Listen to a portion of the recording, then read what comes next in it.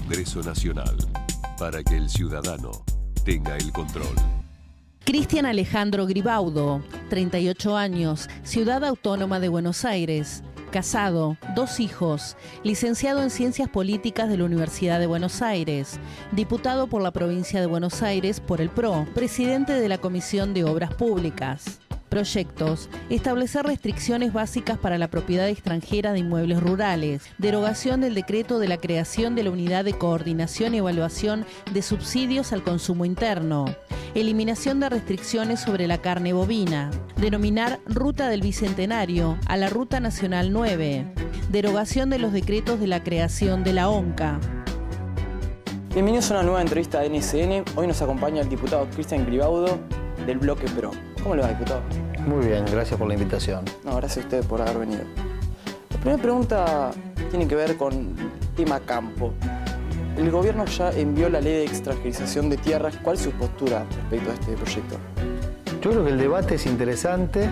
Es un debate que no es nuevo en el Congreso. Recordemos que el año pasado tuvimos un plenario de comisiones discutiendo distintos proyectos referidos a la propiedad de la tierra en manos extranjeras.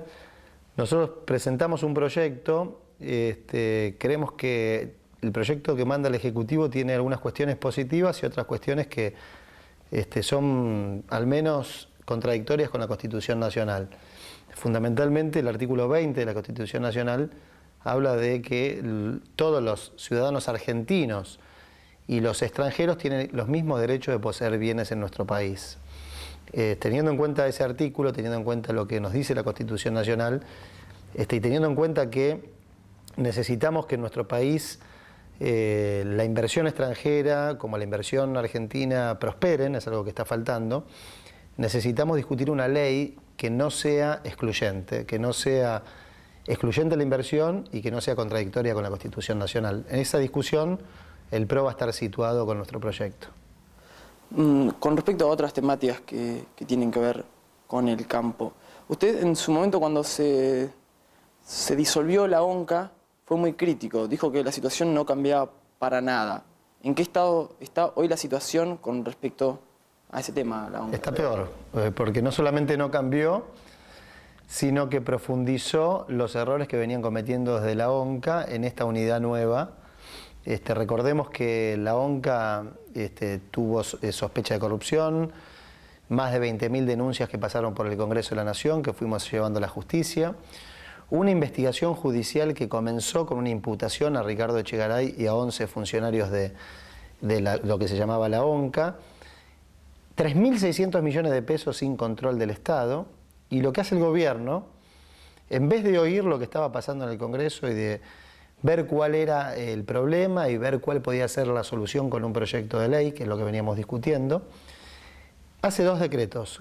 Crea un decreto que es eliminar la ONCA y un segundo decreto que es justamente formalizar lo malo que se venía haciendo desde ese organismo, que es crear una unidad de subsidios en donde sienta en esa mesa a Ricardo Echegaray, a Guillermo Moreno y a Débora Giorgi. Y le da un lugar muy pequeño en esa mesa al ministro de Agricultura.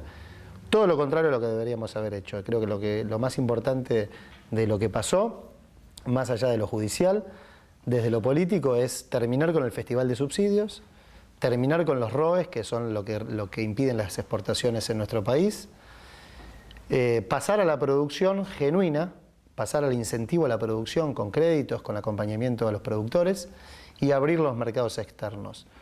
Nada de esto pasa mientras exista una unidad parecida a la ONCA con el poder de Moreno y Echegaray.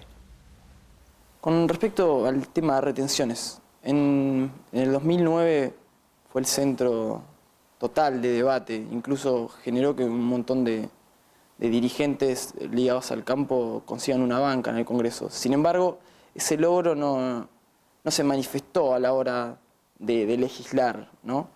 ¿Usted qué balance hace de esa irrupción, digamos, del campo a nivel político, a nivel legislativo?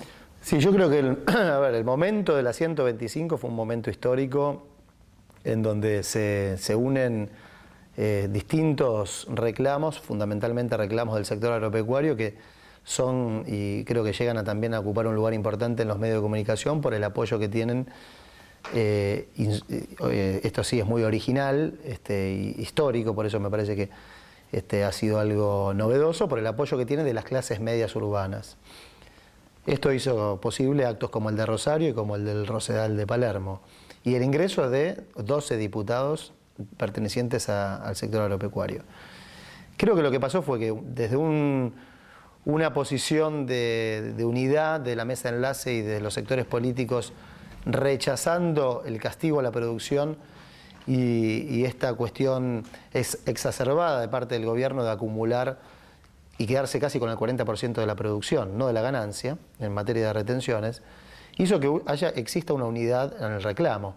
Lo que fue muy difícil es sostener esta unidad en la propuesta. Yo creo que lo que tuvimos en el Congreso fue distintas opiniones, distintas visiones de cómo salir de este esquema de retenciones, que no fueron compartidas porque también la gente votó 35 bloques diferentes de la oposición, entonces era muy difícil ponerse de acuerdo.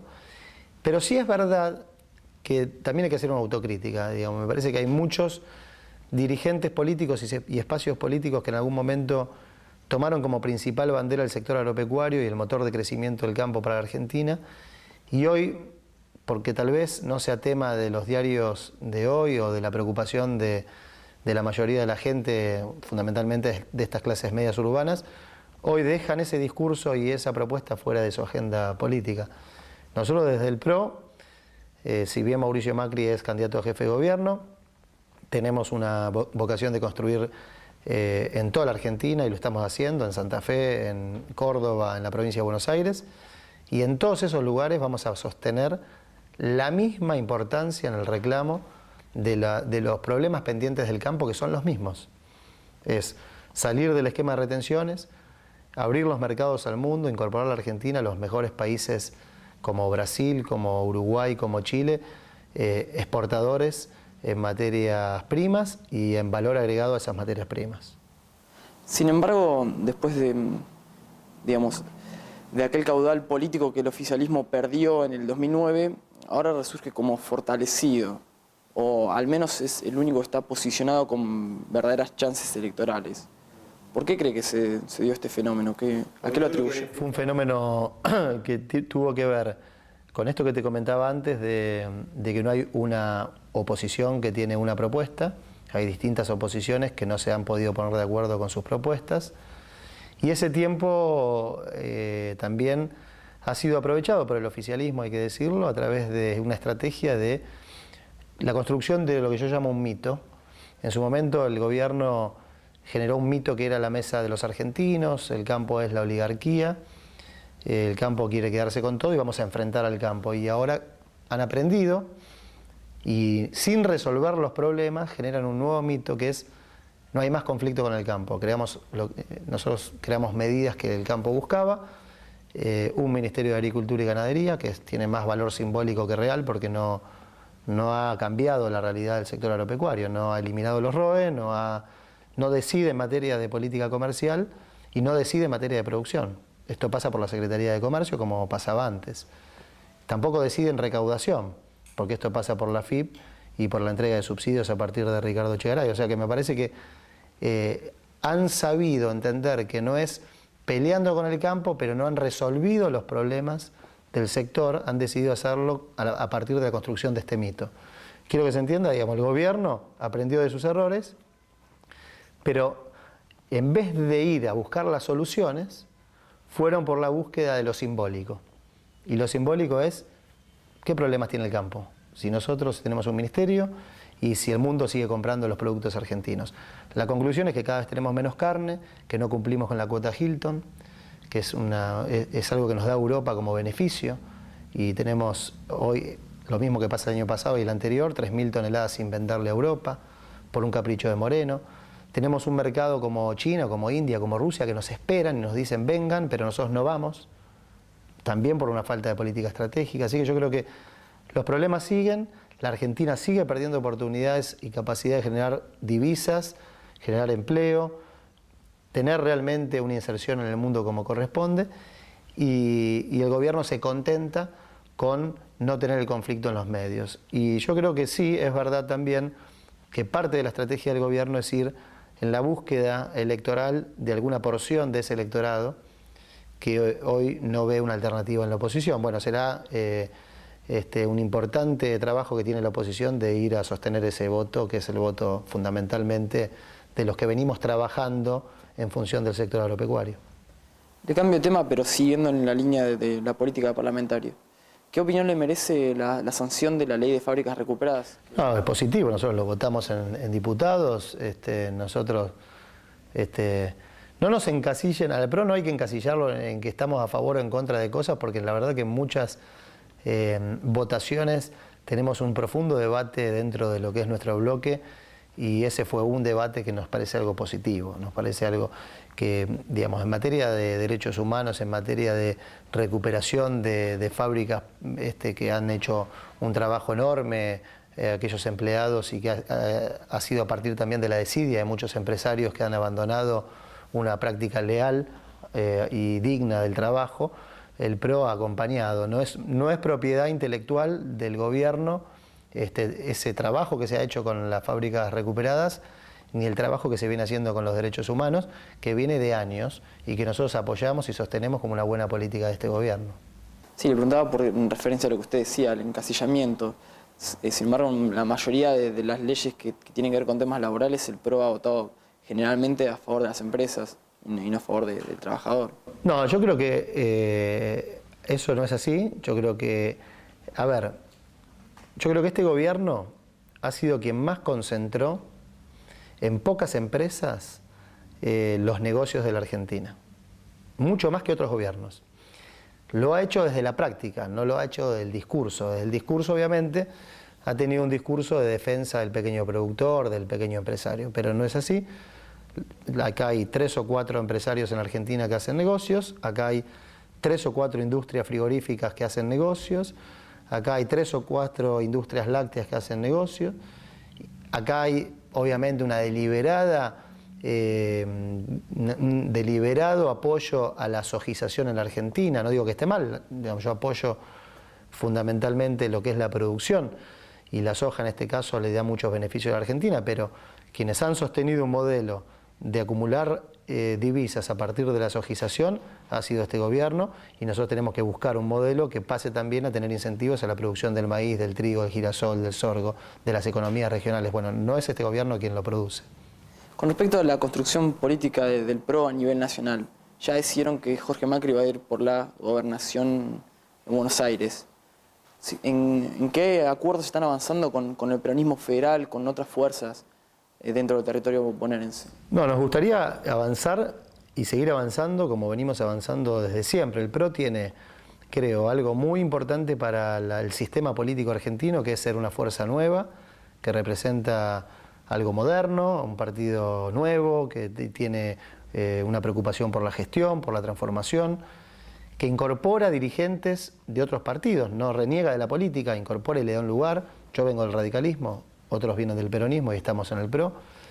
Y con el peronismo federal, llamado peronismo federal, venimos trabajando en la Cámara de Diputados de la provincia de Buenos Aires en un mismo bloque, en muchísimos distritos de la provincia juntos, en Santa Fe, con Salomón, que acompaña en la fórmula a Miguel del Cel, y con también un apoyo muy importante del peronismo. Creo que es bueno incluso para el electorado que en aquellos puntos donde tenemos coincidencias podamos hacer una síntesis y trabajar juntos en materia electoral. Así que vamos a hacer todos los intentos. Tenemos, como vos bien decís, un candidato que me parece que es muy interesante para la opinión pública, para los ciudadanos de la provincia de Buenos Aires, como Jorge Macri, y vamos a trabajar buscando esos acuerdos electorales a nivel nacional.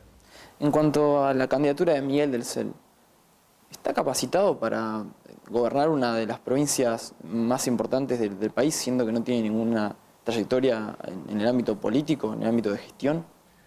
Está súper capacitado. Yo creo que lo que tiene Miguel es una gran humildad, una impresionante ida y vuelta con la gente, un impresionante feedback con la gente y poder entender lo que pasa al que menos tiene. Tiene muchísimas ganas de trabajar y hacerlo desde la política. Yo creo que es, nosotros los que nos llenamos la boca diciendo necesitamos que el ciudadano se comprometa y venga a hacer política. Me parece que eso es el fiel ejemplo de lo que estamos buscando, que alguien como Miguel del Cel, que está hecho, es un empresario, es un actor, es alguien reconocido por los argentinos, que nos hizo divertir a todos y nos hace divertir a todos, hoy diga, bueno, mi Santa Fe, necesito un cambio, necesito comprometerme con la política, me voy a meter en la política y voy a perder más de lo que voy a ganar, pero voy a dejar toda parte de mi vida, porque uno en la política deja parte de su familia, de sus amistades, y me voy a meter en lo público. Yo creo que es un buen mensaje para el que no está en política, y hacerlo, ojalá, de la mejor manera y con esa humildad. Yo creo que la humildad es muy importante, porque tiene que ver con la prudencia, ¿no? Y la prudencia es uno de los pilares más importantes de la política. ¿Qué le respondería a los que dicen que representa la antipolítica, la nueva derecha? No, porque es una incorporación a la política conocida, pero hay muchísimos que no son conocidos y todos los días se meten en política. Cuando vos te metés en política no sos conocido y militás, trabajás, te interesás de los temas de tu país, querés transformar una realidad. Miguel es una persona pública y mucho más conocida, que también eso le da a él la posibilidad de hacer cosas mucho más rápido de lo que otros pueden hacer. Porque me parece que él también tiene... Creo además ha sido muy respetado por el sistema político en Santa Fe mismo.